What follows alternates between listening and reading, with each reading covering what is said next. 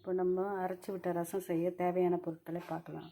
புளி சிறிதளவு, கொத்தமல்லி, கருவேப்பிலை, 2 தக்காளி, பூண்டு, கடுகு, மிளகு, சீரகம், மிளகாய் 3, தேவையான அளவு உப்பு.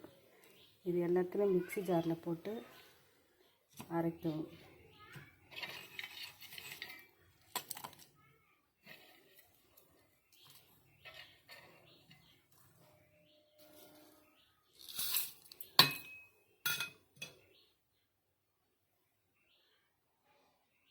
இப்போ இதெல்லாம் அரைச்சிட்டு ரசம் தாளிக்கலாம். அரைச்சி விட்ட ரசம் செய்வதற்கு சிறிதளவு எண்ணெய் விட்டுறணும்.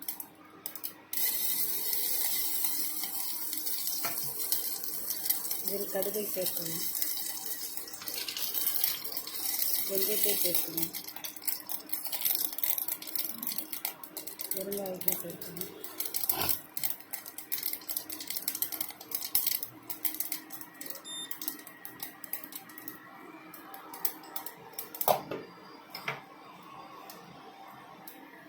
அரைச்சி வச்சிருந்தேன்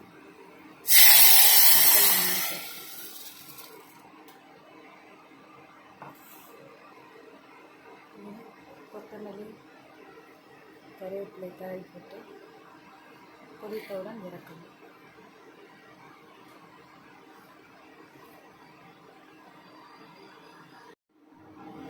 ரசம் கொதிக்க தொடங்குகிறது. கொதித்தவுடன் இறக்கி விடணும்.